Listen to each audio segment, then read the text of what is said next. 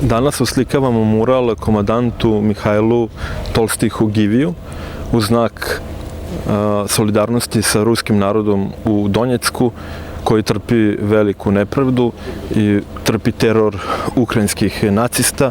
On je nedavno ubijen i ovo je znak srpske solidarnosti kako bi skrenuli pažnju javnosti da hrabri ne umiru nikada.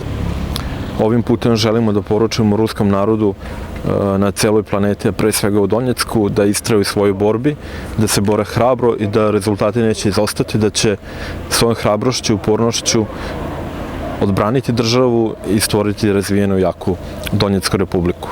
Veliki pozdrav svim Rusima u Rusiji i u Donjecku.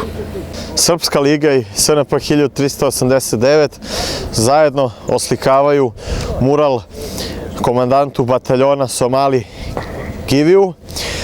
Pre toga smo oslikali mural komandantu bataljona Sparta Motoroli u Beogradu. Ovaj sada je u Novom Sadu, gde iskazujemo divljenje velikim ruskim junacima savremenog doba i pokazujemo da njihovo delo će da živi i nakon njihovih mučnih ubistava koje su počinjene od strane ukrajinskih terorista.